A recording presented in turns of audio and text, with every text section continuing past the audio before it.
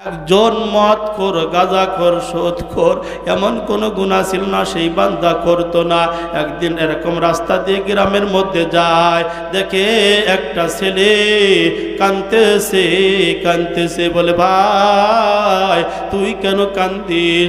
বলে ভাই আমি বড় গরিব মানুষের ছেলে, আমার টাকা নাই, আমার বাবা বড় গরিব মানুষ, আমার বাবা তেল কিনে দেওয়ার টাকা নাই, আমি আগামীকাল মাদ্রাসায় যাব, আমার তো সবক হয় নাই, আমাকে মারবে হুজুরে। আল্লাহর বান্দা বলে বাইরে তুই আর কান্দিস না কান্দিস না, এই যে আমি তোর তেলের ব্যবস্থা করছি, বাজারে চলে গেছে আল্লাহর বান্দা, যে এরকম জের ধরে তেল কিনে নিয়ে আসছে, আনে দিয়ে বলে এই যে তেল নাও, এই যে তুমি তেল নিয়ে পড়াশোনা করবে, আবার যখন তেল ফুরাই যাবে আমার কাছে যাবে, আমি তোমার তেল ক্রয় করে দেওয়া। আর আমার বন্ধুরা, আমার ছেলেটা বড় খুশি আনন্দে ঘুরে বেড়ায় লেখাপড়া করতেছে। হঠাৎ করে একদিন জানাজার সংবাদ, আল্লাহু আকবার আল্লাহ, ওই আল্লাহর বান্দা মারা গেছে। মারা যাওয়ার পরে গ্রামবাসী সকলেই ওকে বাগানে ফেলে দিয়ে আসছে, বলে ওর জানাজা পড়া যাবে না। রাত্রে বেলায় ইমাম সাহেব স্বপ্নে দেখে, ও ইমাম সাহেব অমুক এরকম বাগানের মধ্যে আমার বন্ধু রয়েছে, আমার বন্ধুকে নিয়ে আসো, তার গোসলের ব্যবস্থা করো, কাফনের ব্যবস্থা করো, তার জানাজার ব্যবস্থা করো। আল্লাহু আকবার আল্লাহ। মানুষ জানাজার কথা শুনে কি ব্যাপার, কার জানাজা? সকলে আগায় যে দেখে সেই দস্যুর জানাজা। বলে হুজুর এ আবার কেমন ঘটনা, আমরা তাকে বাগানে ফেলে আসলাম, আপনি কেন তাকে আনে জানাজার ব্যবস্থা করলেন? বলে তো আমি যে জানি তোমরা তো জানো না, আল্লাহর বড় বন্ধু। জানাজার কাতারের মধ্যে দেখা যায় একটা ছেলে কান্দে। বলে বাইরে তুই কেন কান্দিস? ও কি তোর কি হয়? বলে আমার কিছু হয় না, কারণ একটাই, আমি বড় গরিব মানুষ, আমার বাবা টাকা দিতে পারে না, আমার তেল কেনার পয়সা ছিল না, ওই ভাই আমার তেল কিনে দিয়েছে, আমার পড়ার খরচ দিতে চেয়েছে, আমার ভাই আজকে মারা গেল, আমার কে তেল কিনে দিবে, কে আমার পড়ার খরচ দিবে? ভাই আজকে কোরআনের খেদমত করার কারণে আল্লাহ তাআলা তার সমস্ত গুনাহ মাফ করে দিয়ে। আল্লাহর নবী সাল্লাল্লাহু আলাইহি সাল্লাম বলেন, আমার সাহাবারা শোনো, দুনিয়ার মধ্যে জান্নাতের বাগান আছে। বলে আল্লাহ এবং আল্লাহর রাসূলই ভালো জানেন। সাহাবা উত্তর দিলেন, আল্লাহর রাসূল বলেন, ও আমার সাহাবারা শোনো, দুনিয়ার মধ্যে জান্নাতের বাগান কোন জায়গায়? বলে যেই জায়গায় কোরআনের আলোচনা হয়, যেই জায়গার মধ্যে রাসূলের হাদিসের আলোচনা হয়, ওই জায়গাটা দুনিয়ার জান্নাতের বাগান হয়ে যায়। ওই জায়গায় জান্নাতের বাগান হয়ে যায় রে বাবা। এখন কথা হলো, জান্নাতের মধ্যে কোনো গুনাহগার ঢুকতে পারে না, কোনো নাফরমান জান্নাতের মধ্যে ঢুকতে পারে না। এখন আপনাদের প্রশ্ন, আমরা জান্নাতের মধ্যে আসলাম কিভাবে? জীবনে কত অন্যায় করেছি, কত অপরাধ করেছি, কত মানুষের সঙ্গে অপরাধ করেছি, জিনা করেছি, আমি মদ খেয়েছি, গাঁজা খেয়েছি, বোনরে ঠগাইছি, ভাইরে ঠগাইছি, কত গুনাহ করলাম। গুনাহগার জান্নাতের মধ্যে ঢুকতে পারে না। অবতাগু ইলাইহি ওয়াসিলা, আমার মাওলা কত দয়ার মাওলা, আমার মাওলা চাই বান্দাকে কিভাবে মাফ করে জান্নাতের মানুষ আবার জান্নাতে পাঠায় দেওয়া যায়। আমাদের ঠিকানাটা বলতে পারেননি, আমাদের বাড়ির ঠিকানা বলতে পারেন আপনারা? ক্যা? আমাদের বাড়ির ঠিকানা হলো জান্নাত। জোরে বলা যাবে কি সুবহানাল্লাহ? আমাদের মা আমাদের বাবা বাস করতো কোথায় বলেন না? ভুলে গেলে হবে নাকি? ওরে মুসলমান, আমাদের ঠিকানা হলো জান্নাত। আমাদের মা এবং বাবা বাস করতো, বসবাস করতো জান্নাতের মধ্যে। ওদিকে যাব না বাবা রে, ভুলের কারণে মা এবং বাবাকে জান্নাত থেকে নামাই দিল। যাও, তোমাদের জান্নাতে থাকা সম্ভব নয়, জান্নাতের মধ্যে পেশাব পায়খানা করা যাবে না। সুতরাং তোমরা গেটে উঠ নামিয়া যাও, দুনিয়া নামক স্থানে যে পয় পরিষ্কার হয়ে আসো। এই জন্য রসুল বলেন আদ-দুনিয়া মাজরাতুল আখিরা, দুনিয়া হলো আখিরাতের ক্ষেত। দুনিয়ার থেকে কামাইতে হবে রে বাবা, দুনিয়ার থেকে পরিষ্কার হয়ে জান্নাতের মানুষ জান্নাতে চলে যেতে হবে। জোরে বলা যাবে কি সুবহানাল্লাহ?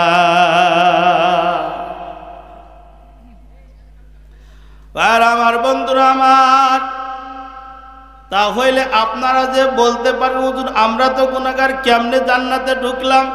বাবারে,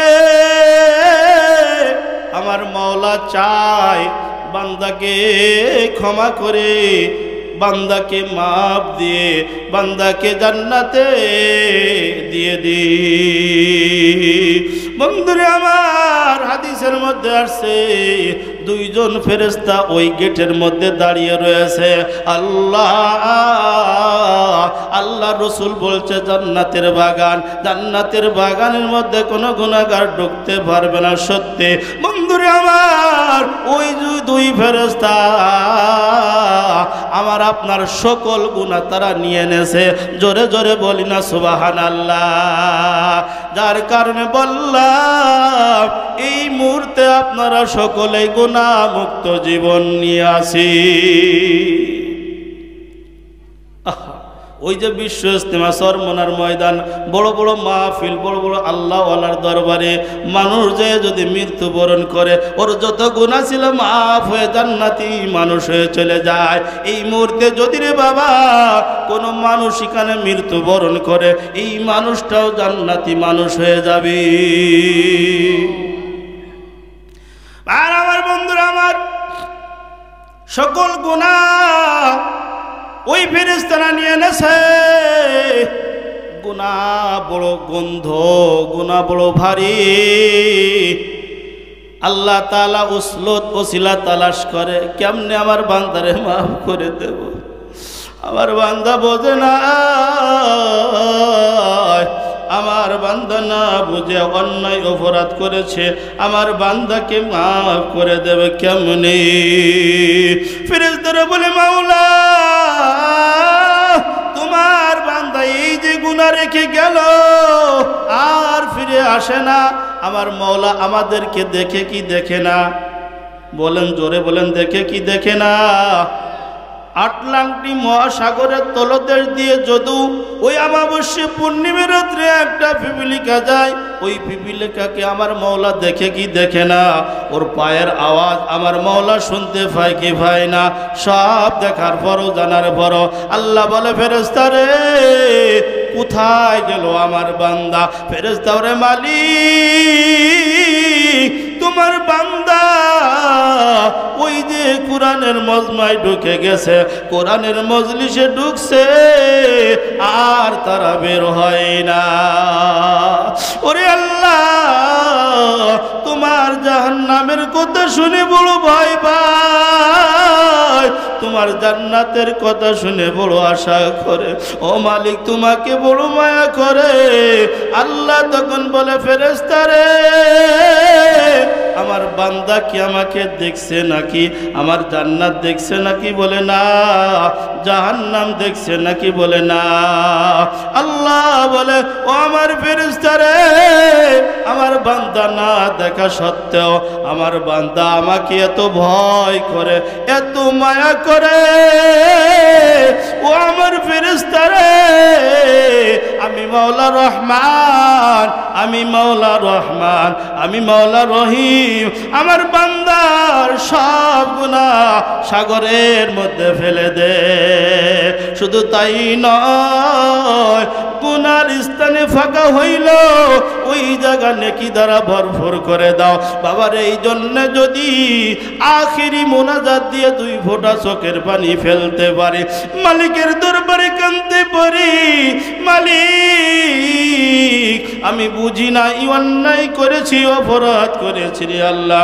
ও আল্লাহ, তুমি আমাকে মাফ করিয়া দাও, ক্ষমা করিয়া দাও।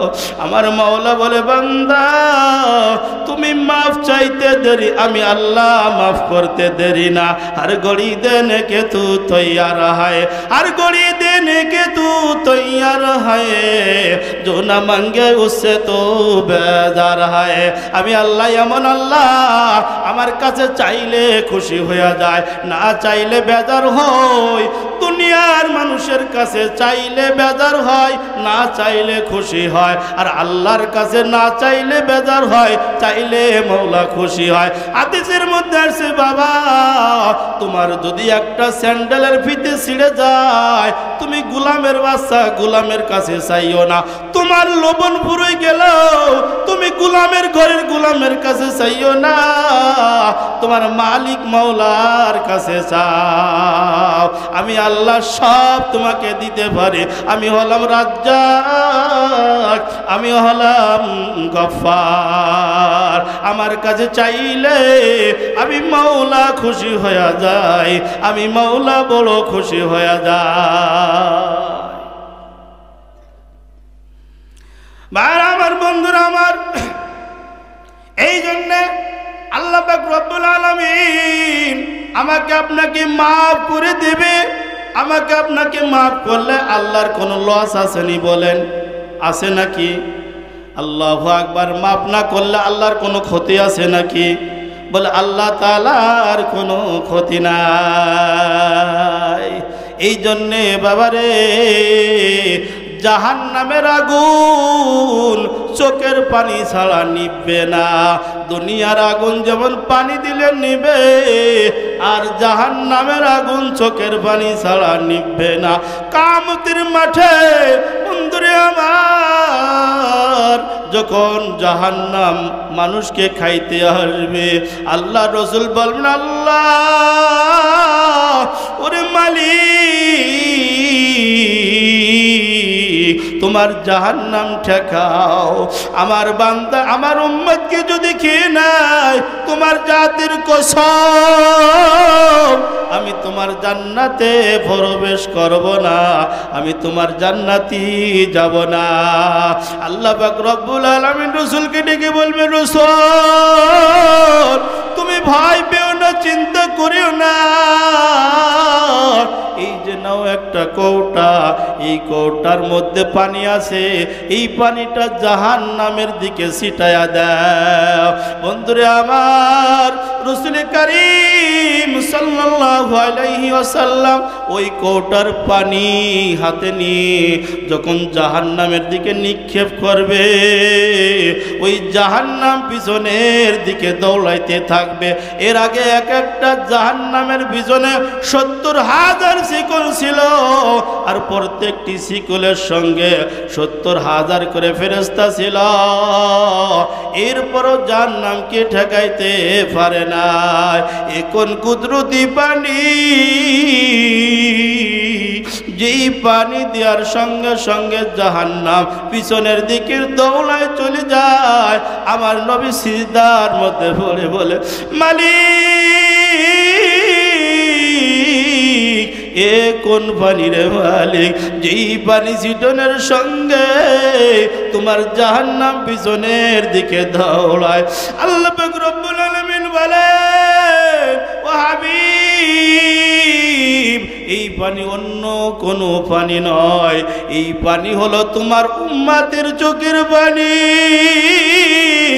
ওই মাহফিলের ময়দানে বসিয়া বসিয়া চোখের পানি ছেড়ে কাঁদছিল, নিজের গুনার কথা স্মরণ করে মসজিদের কোণে বসে বসে কাঁদছিল, ক্ষমা চেয়েছিল। ওই চোখের পানি আমি মাওলা নষ্ট করি নাই, ওই চোখের পানি আজকে জাহান্নামের দিকে নিক্ষেপ করছো, আর জাহান্নাম পিছনের দিকে চলে যায়। বাবারে এই জন্য কাঁদতে হবে। ফালিয়াদহাকু কলিলাও ওয়ালিয়াবকু কাসীরা।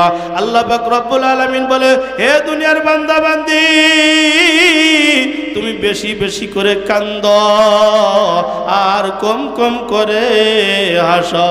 বাবারে আল্লাহ ওয়ালারা কাঁদতে কাঁদতে চোখের মধ্যে ঘা হয়ে গেছে, আর আমি আপনি দুনিয়াটাকে তামাশা মনে করে নিয়েছি, ঠিক কিনা?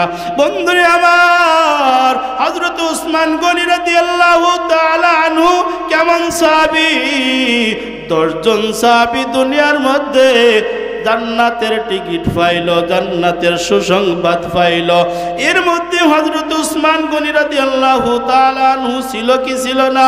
আল্লাহু আকবার। আল্লাহ, এই উসমান গনি রাদিয়াল্লাহু তাআলা আনহু রাষ্ট্রনায়ক থাকা অবস্থায় কেমন ভীতু ছিল বলে, কবরস্থান দেখলে হযরত উসমান গনি রাদিয়াল্লাহু তাআলা আনহু নামিয়া চোখের পানি ছেড়ে কাঁদতো আর ভয়ে কাঁপতো।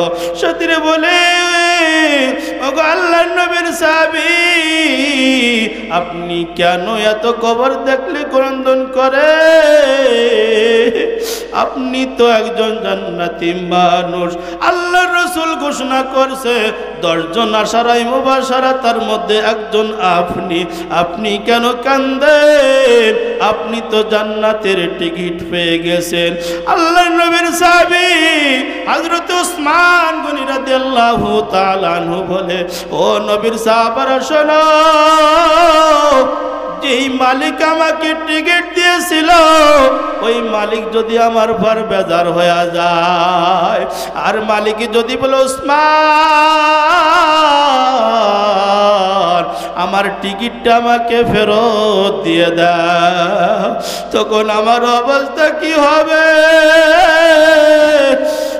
উসমানের অবস্থা কি হবে? আমার মালিক যদি বলে, উসমান তুমি আমার জন্য কি নিয়ে এসেছ? আমি যদি কোনো আমল নাও দেখাইতে পারি, আল্লাহকে দেখাইব। আল্লাহ, আমি তোমার জাহান্নামের ভয়ে কানতে কানতে চোখের মধ্যে ঘা ভরাইছে। আমার মাওলা যদি চায় আমার এই ওসিলা করে মাফ দিয়ে দিতে পারি। বন্ধুরে আমার, এই জন্যে চোখের পানি ছাড়া জাহান্নামের আগুন নিভবে না।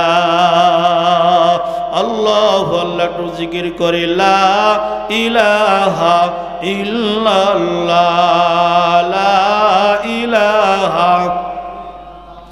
মালিকা জিকির তো গোয়াম, মালিকা জিকির তো গোয়াম, কে তুফা কি খুদাই,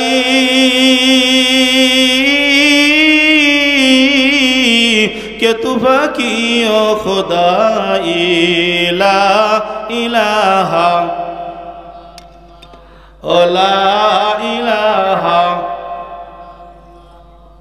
লা ইলাহা ইল্লাল্লাহ, লা ইলাহা, লা ইলাহা ইল্লাল্লাহ, লা ইলাহা ইল্লাল্লাহ, লা ইলাহা, লা ইলাহা, লা ইলাহা ইল্লাল্লাহু মুহাম্মাদুর রাসূলুল্লাহ। ভাইরা আমার, বন্ধুরা আমার, এই মাইক কেমন ডিস্টার্ব দিচ্ছে কেন? এতে আওয়াজ কমায় রেখছো, তারপরে আবার ই করে। বন্ধুরা আমার, আপনাদের সামনে যে আয়াতে কারিমা তেলাওয়াত করেছি, আল্লাহ পাক রব্বুল আলামিন আয়াতের মধ্যে ঘোষণা করে, ওয়ালাকাদ কাররামনা বানি আদম। সকলে বলি সুবহানাল্লাহ। বনি আদমকে আল্লাহ পাক রব্বুল আলামিন বড় সম্মানী করে বানাইছেন। কি করে? মানুষ ফেরেশতার থেকে দাম কম না বেশি? বলেন ভাই, মানুষ ফেরেশতার থেকে দাম কম না বেশি? আল্লাহ পাক রব্বুল আলামিন দুনিয়ার মধ্যে যত মাখলুক বানিয়েছেন তার মধ্যে সর্বশ্রেষ্ঠ মাখলুক হলো মানুষ। বন্ধুরা আমার, এই মানুষের মধ্যে আল্লাহ পাক রব্বুল আলামিন আবার দামি বানাইছে আখিরি নবীর উম্মতকে সব থেকে দামি। যত মানুষ দুনিয়ার মধ্যে আসছে এই মানুষ কুলের মধ্যে সর্বশ্রেষ্ঠ মানুষ হলো নবী মুহাম্মদুর রাসূলুল্লাহ সাল্লাল্লাহু আলাইহি সাল্লামের উম্মত। জোরে বলা যাবে কি সুবহানাল্লাহ? বন্ধুরা আমার, দুইটা কারণ। কয়টা কারণ বলেন? জোরে বলেন, কয়টা কারণ? এই মানুষ দামি হওয়ার কারণ দুইটা। এক নম্বর কারণ হলো সর্বশ্রেষ্ঠ কিতাব পেয়েছে মুহাম্মাদুর রাসূলুল্লাহ। জোরে বলা যাবে কি সুবহানাল্লাহ? বন্ধুরা আমার, সেই সুবাদে আমরা কোরআনের শাসনে আছে কি নাই? আমরাও কোরআন পেয়েছি। দ্বিতীয় কারণ হলো আমরা সর্বশ্রেষ্ঠ নবী পেয়েছি। সকলে বলেন না সুবহানাল্লাহ। আমার আপনার নবী কেমন নবী জানা আছে নি রে বাবা? যেই নবীকে না বানাইলে আসমানও বানাইতো না, জমিনও বানাইতো না। বলে তোমার আমার বাবা যখন মাটি এবং পানি কাদার মধ্যে ছিল, তার আগে কে? তার আগে হলো তোমার আমার দয়ার নবী, মায়ার নবী মুহাম্মাদুর রাসূলুল্লাহ সাল্লাল্লাহু আলাইহি ওয়াসাল্লাম। বন্ধুরে আমার, ওই যে জান্নাতের থেকে বেরোয় চলে আসছিল, 350 বছর কাঁদছে। আমার আপনার আব্বা এবং আম্মা 350 বছর কাঁদছে। দুইজন, অনলি দুইজন মানুষ, কোনো মানুষ নাই। হাওয়া এক প্রান্তে আর আদম এক প্রান্তে। কাঁদতে কাঁদতে কাঁদতে 350 বছর কান্দার পরে ওই আরাফার ময়দানে দুইজন একত্রিত হয়ে যায়। আমার বন্ধুরা আমার, কেমন দৃশ্য, কেমন কঠিন পরীক্ষা। পৃথিবীর মধ্যে কোনো মানুষ নাই, দুইজন মানুষ দুই প্রান্তে কাঁদে বেড়ায়। আল্লাহু আকবার। আল্লাহ আরাফার ময়দানে এমন একটা ময়দান, যেই ময়দানে দোয়া কবুল হয় কিয়ামত পর্যন্ত আল্লাহ তাআলা বিধান করে দিয়েছে, ও আজি সাহেব, তুমি যদি হজ করতে হয়, হজ করতে আসো, তোমার আরাফার ময়দানে আসাই লাগবে। আরাফার ময়দানে আসা ছাড়া তোমার হজ কবুল হবে না, হবে না। বন্ধুরে আমার, কেন? বলে তোমার আমার আব্বা এবং আম্মা মাফ পাইল আরাফার ময়দানে। দুইজন যখন একত্রিত হইয়া একজনকে একজন জড়াই ধরে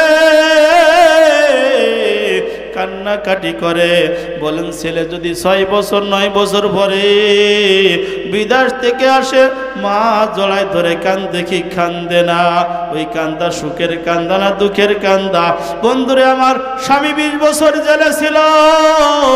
ওই যে আপনারা ফেসবুকের মধ্যে দেখছেন, পেপার পত্রিকার মধ্যে দেখছেন, বিয়ে করে 14 দিন যাওয়ার পরে জেলে ঢুকছে, 16 বছর পরে জেল থেকে মুক্তি পাইল।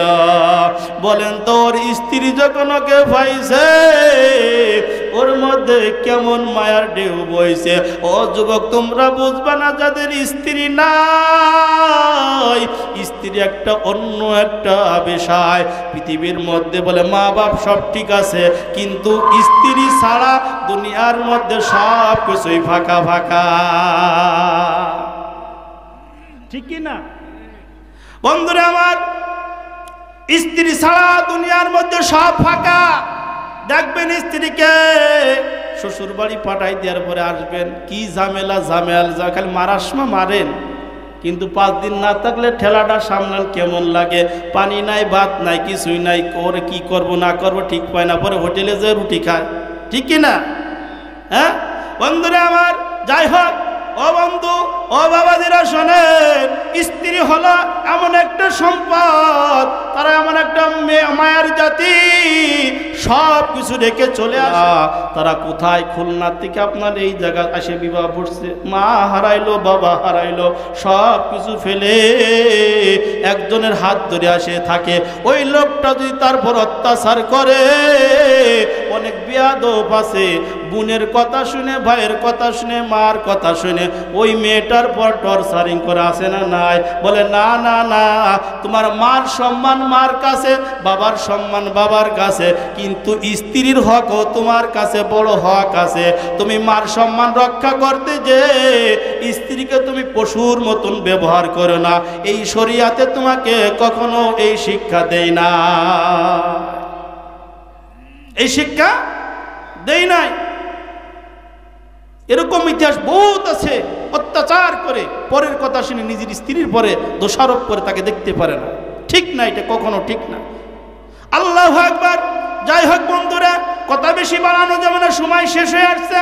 আমি যে কথা বলতে চাচ্ছিলাম, একজন একজনকে পায়া জড়াই ধরে কান্দে, কান্নাকাটি করতে করতে করতে হঠাৎ করে মনে আসছে, আল্লাহ, ওরে আল্লাহ, জান্নাতের মধ্যে যেই কয়দিনই ছিলাম, ওই যে নূরের খুঁটি রয়েছে ৭০,০০০ নূরের খুঁটি, ওই খুঁটির মধ্যে লেখা আছে আল্লাহ তোমার নাম উপরে, তার নিচে লেখা আছে মুহাম্মাদুর রাসূলুল্লাহ। ওরে মালিক, ৩৫০ বছর কানলাম, ক্ষমা পাইলাম না। ওই নামটা নিশ্চয় তোমার প্রিয় কোনো ব্যক্তির নাম হবে, তোমার আসল মাহবুবার নাম হবে। ও মালিক, মাহবুবের নাম হবে, তাছাড়া তোমার নামের নিচেই থাকতে পারে না। আল্লাহ, তুমি ওই মুহাম্মাদের ওসিলা করে আমাদেরকে ক্ষমা করে দাও। আল্লাহ বলে, আদম রে, ৩৫০ বছর নয়, ৩.৫ বছরও নয়, ৩.৫ মাস নয়, ৩.৫ সপ্তাহ না, ৩.৫ ঘন্টা নয়, সর্বপ্রথমে যদি তুই আমার বন্ধুর নাম ধরে ডাক দিতি, আমি তোর সঙ্গে সঙ্গে মাফ করে দিতাম। জোরে জোরে বলেন না সুবহানাল্লাহ।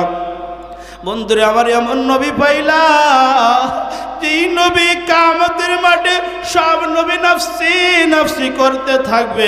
আল্লাহু আকবার। আল্লাহ একজনই মায়ার নবী,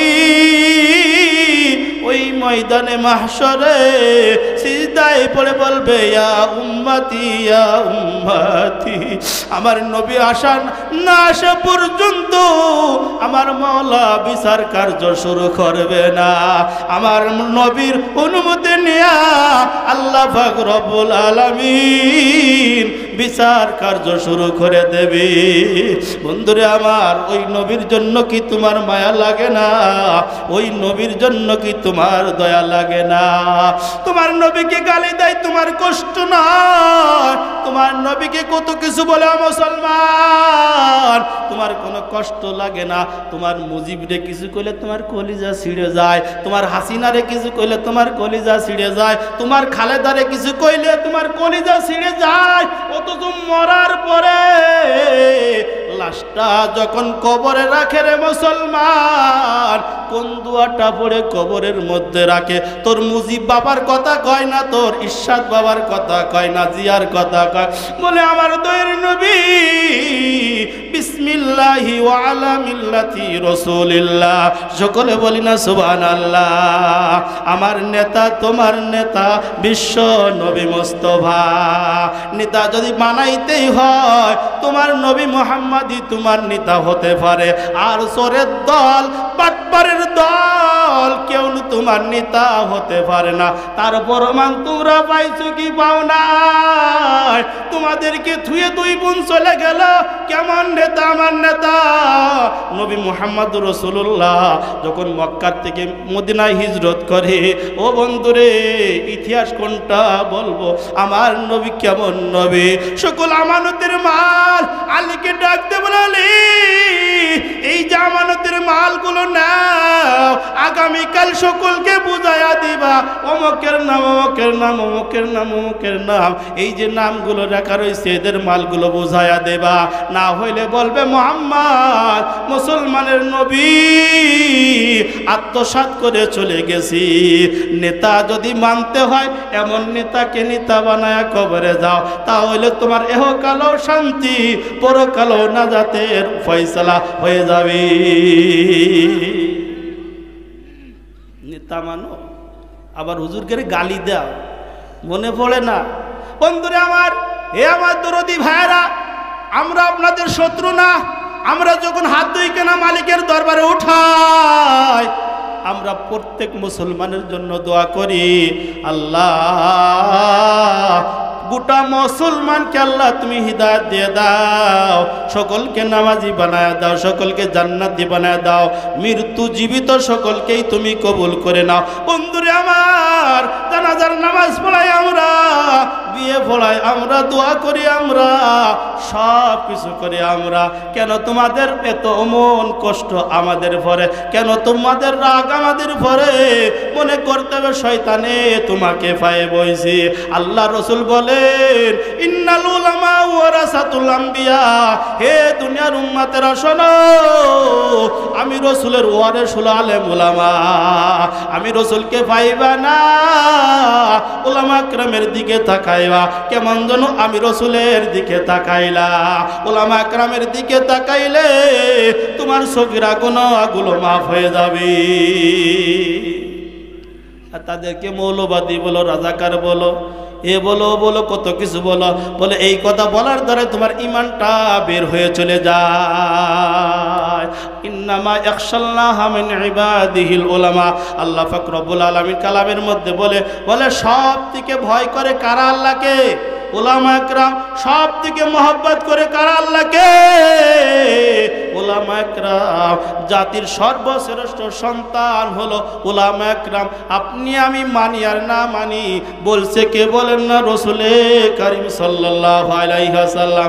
বন্ধুরা আমার, অধিকার যাব না, সময় শেষ হয়ে আসছে প্রায়। আমি আপনাদের খেদমতে যে কথা বলতেছিলাম, দুইটা কারণ। একটা হলো শ্রেষ্ঠ কিতাব পাইছে কোরআন, আর শ্রেষ্ঠ নবী পাইছে নবী মুহাম্মদুর রাসূলুল্লাহ সাল্লাল্লাহু আলাইহি ওয়াসাল্লাম।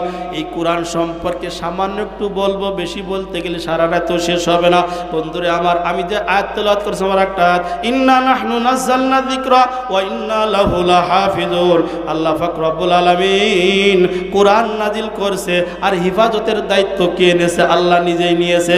বন্ধুরে আমার, বিস্তারিত বলার সময় নাই, এতটুক জানে রাখে আল্লাহ পাক রব্বুল আলামিন 104 খানা কিতাব নাজিল করেছে। তার মধ্যে 100 খানা ছিল সহিফা, 4 খানা হলো কিতাব, তার মধ্যে 3 খান হলো কিতাবুল্লাহ, আর 1 খান হলো কালামুল্লাহ। আর আমার বন্ধুরা আমার, ওই কালামুল্লাহর অংশধারী আমরা। আল্লাহু আকবার। আল্লাহ পাক রব্বুল আলামিন তাওরাত জাবর ইনজিল বানায়া বলছে মুসারে নিয়ে যাও, ও ঈসা তোমার কিতাব মাথায় করে নিয়ে চলে আসছে। আর আমার নবীকে আল্লাহ একদিনে দিন নাই বলে 23 বছর ধরে দেশে। কয় বছর ধরে? 23 বছর ধরে। এই যে সামনে রমজান আসতেছে, এই রমজান মাসে কোরআন নাজিলের মাস। বন্ধুরা আমার, যে যাকে মহব্বত করে, যে যাকে বেশি ভালোবাসে, তাকে বারবার দেখতে মনে চায়, তাকে বারবার দেখতে মনে চায়। অমুক জায়গায় আসো একটু চা খাবানি, অমুক জায়গায় আসো একটু পান খাবানি, চলো একটু ঘুরে বেড়ায়। কারণ তার লাগে, তার বাসনা লাগে, মায়া লাগে। আমার মাওলা বারবার রসুলের সাথে কথা বলবে, তাই বলে কখনো 1 আয়াত, কখনো 1 সূরা এইভাবে নাজিল করেছে 23 বছর ধরে। সকলে বলি না সুবহানাল্লাহ। বন্ধুরে আমার, এই কোরআন আল্লাহ তাআলা নাজিল করেছে, অন্য কিতাবের দায়িত্ব আল্লাহ নেই নাই, আর কোরআনের দায়িত্ব আল্লাহ তাআলা নিজেই নিয়েছে। সকলে বলে সুবহানাল্লাহ। আল্লাহ তাআলা বলে কোরআন নাজিল করলাম আমি, এই কোরআনের হিফাজতের দায়িত্ব নিলাম আমি। বন্ধুরে আমার, যার কারণে কোরআনের সুইচ কোথায়? আরশে আজিমের মধ্যে কিয়ামত পর্যন্ত চেষ্টা করবে, কিন্তু কোরআনের একটা হরফ পরিবর্তন করার ক্ষমতা কেহর নাই। কোরআনের একটা হরফ পরিবর্তন করার ক্ষমতা কেউর নাই, কারণ এর দায়িত্বের চাবিকাঠি হলো মালিকের হাতে। নাস্তিকরা কিয়ামত পর্যন্ত চেষ্টা করবে কিন্তু কোরআন পরিবর্তন করতে পারবে না। বাকি যে কিতাবগুলো সব পরিবর্তন ওরা করে ফেলাইছে, সংযোজন বিয়োজন করছে, কিন্তু কোরআনে হাত দেওয়ার মতন ক্ষমতা কেহর নাই। বন্ধুরে আমার, এই কোরআন দুই প্রকার হেফাজত, এক প্রকার লফজের হেফাজত আর একটা মানার হেফাজত। লফজের হেফাজত কেমন রে বাবা? এই যে ছোট্ট ছোট্ট বাচ্চা বাংলাদেশের সন্তানরা 80টা রাষ্ট্রের মধ্যে 120টা রাষ্ট্রের মধ্যে প্রতিযোগিতা করিয়া বাংলার সন্তানরা কোরআন প্রতিযোগিতায় ফার্স্ট হয়ে আসে। 6 মাসের মধ্যে হাফেজ হয়েছে। কয় মাসের মধ্যে বলেন? 6 মাসের মধ্যে কোরআনের হাফেজ 30 পারা হাফেজ হয়েছে। বয়স কত? 8 বছর। ওই সন্তান আবার প্রতিযোগিতার মধ্যে যেও ফার্স্ট হয়, জোরে বলে যাবে কি সুবহানাল্লাহ। কোরআনের হেফাজতের দায়িত্ব কার? আল্লাহর। এই যে হেফজখানা করছে ছোট্ট ছোট্ট মাসুম বাচ্চারা বাবা, আমি আপনি তো কম্বলের তলে ঘুমাই থাকি, ফ্যান ছেড়ে দিয়ে ঘুমাই থাকি। আরে রাত 3টা 4টা যখন বাজিয়া যায়, আবে শেফ ডেস্কের পাতা বানানো শুরু করে দেয়। কলিজার টুকরো ছোট্ট ছোট্ট বাচ্চারা শীতের মধ্যে কাঁপতে কাঁপতে উঠিয়া ওযু করিয়া আল্লাহর কোরআন বুকের সঙ্গে জড়াইয়া যখন বলে আউযু বিল্লাহি মিনাশ শাইতানির রাজিম বিসমিল্লাহির রহমানির রহিম, আল্লাহর আরশে আজিমের মধ্যে ঢেউ লাগিয়া যায়। আল্লাহ বলে ফেরেশতা রে, আমি মওলা সহ্য করতে পারছি না, দয়া কই যে আব্দুর রহমান আব্দুর রহিম এতিম গরিব ছোট্ট মানুষ রাত্রে 3টার সময় উঠিয়া আমাকে বলে, আমি বলে রহমান, আমি বলে রহিম, আমি আল্লাহ কেমনে সহ্য করব? ওর মা বাবা দাদা দাদি নানা নানি যারা কবরে গেছে সব গুনাহ মাফ করে দিলাম। বন্ধুরে আমার, এই ছোট্ট ছোট্ট বাচ্চারা কোরআনের হাফেজ 10 বছর বয়সে 8 বছর বয়সে এখন পর্যন্ত সুন্দর করে লুঙ্গি পরতে পারে না, নিজের কাপড় সাফ করতে পারে না, খাইতে পারে না। এই সন্তানটা কোরআনের শুরু থেকে বলবে আলহামদুলিল্লাহি রাব্বিল আলামিন আর রহমানির রহিম, এইভাবে পড়তে পড়তে পড়তে পড়তে এক পর্যায়ে বলবে মিনাল জিন্নাতি ওয়ান নাস। বন্ধুরে আমার, পৃথিবীর মধ্যে এমন কোনো কিতাব নাই, এমন কোনো বই নাই, এমন কোনো উপন্যাস নাই এ টু জেড কেউ মুখস্থ শোনাইতে পারে এমন কোনো পণ্ডিত নয়। একমাত্র শুধুমাত্র আমার আপনার কোরআনকে মুসলমানের সন্তানেরা এ টু জেড শোনাইতে পারে। আল্লাহু আকবার আল্লাহ। এই কোরআনের খাদেম যারা হবে তারা বড় দামি হয়ে যাবে। বন্ধুরে আমার, কোরআনের সঙ্গে মিশলে দাম কমে না বাড়ে? বলেন তো, একটা মান্দার গাছের তক্তা, আম গাছের তক্তা, কোনো ফার্নিচার বানান না, ওই তক্তা দিয়ে যখন রেলকাট বানাইয়া কোরআনের সঙ্গে মিলাই দেয়, ওই কাঠের দাম বাড়ে না কমে? বলেন না? 20 টাকা 25 টাকা গজের কাপড় দিয়া যখন জুজদান বানাইয়া নেয়, ওই কাপড়টা যখন কোরআনের সঙ্গে লাগিয়া যায়, ওই কোরআনের কাপড়ের দাম বাড়ে না কমে? বলেন বন্ধুরে আমার, কত দামি কাপড় যদি পরিয়া যায় কেউ তো চুমা খায় না, কিন্তু কোরআনের জুজদান যদি পড়ে যায় আমি আপনি উঠাইয়া বুকের সঙ্গে মিশাইব, মুখের সঙ্গে মিশাইব, ঠিক কি না?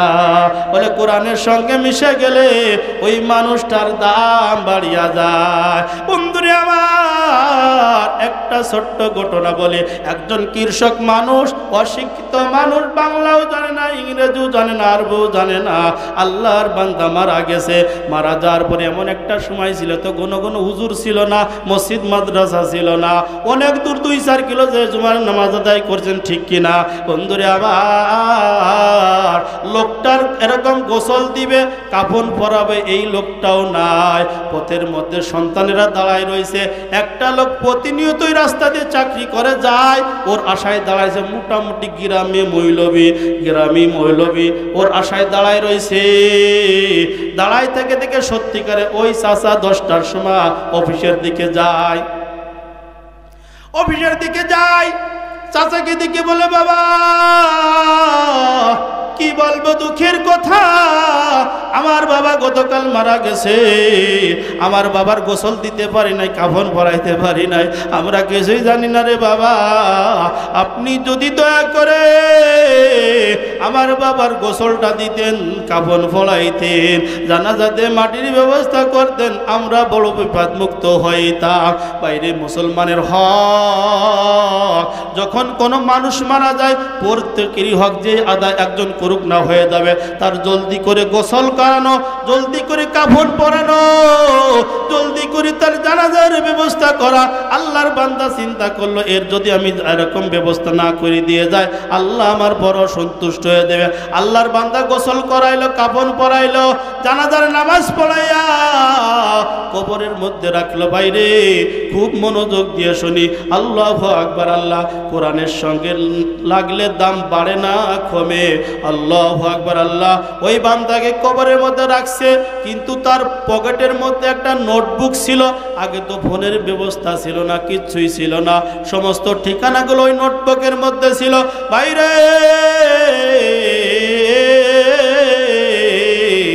ওই নোটবুকটার কবরের মধ্যে পড়ে গেছে, খেয়াল করে নাই। ওই অবস্থা কবর দিয়ে চলে আসছে। অফিসের মধ্যে যায় দেখে তার ওই পকেটের মধ্যে নোটবুকটা নাই। আল্লাহর বান্দা নিশ্চিত হইল অবশ্যই নোটবুকটা কবরের মধ্যে পড়ে গেছে। আল্লাহর বান্দা দৌড়ে আসছে ছেলেদের কাছে, বাবা আমার জরুরি নোটবুকটা তোমার বাবার কবরের মধ্যে মনে হয় পড়ে গেছে, তোমরা যদি অনুমতি দাও আমি কবরের থেকে উঠাইব।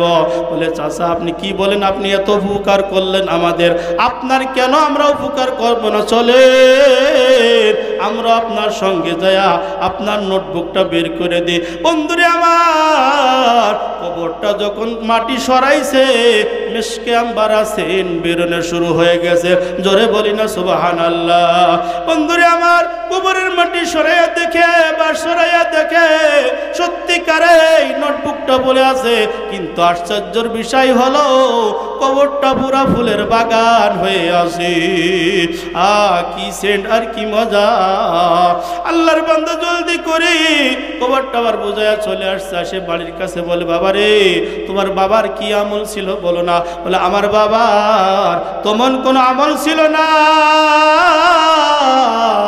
আমরা তো দেখছি মোটামুটি নামাজ পড়ছে, এই ছাড়া তো আর কোনো আমল দেখি নাই। বলে, তোমার মাকে ডাক দাও। বলে, বোনরা তোমার স্বামীর কি আমল ছিল? বলে, ভাই আমার স্বামী অশিক্ষিত মানুষ ছিল, মোটামুটি নামাজ পড়তো, এই তো আমার স্বামীর আমল দেখছি। বলে, না আর কি আমল আছে? বলে, আর একটা আমল ছিল, ওই যে দেখছেন তাকের পর ওই যে কুরআন আমার স্বামী পড়তে পারতো না, কিন্তু প্রতিনিয়ত ঈশার নামাজ আদায় করিয়া আমার স্বামী প্রত্যেকটা পাতা উল্টো তর বলতো, ওরে আমার মাওলা রে, ওরে আমার মাবুদ রে, তোমার কোরআনে যা বলছো সব সত্য বলছো, কিন্তু আমি চোখ থাকতে অন্ধ, আমি তোমার কোরআন পড়তে পারি না। এই বলে কান্ত আর চোখের পানি দিয়ে ভিজাইতো, পুরা কোরআন খতম করিয়া আমার স্বামী ঘুমাইতো। ওই আল্লাহর বান্দা বলেন, এই কারণেই তো আজকে তোমার স্বামীর কবর জান্নাতের বাগান হয়েছে।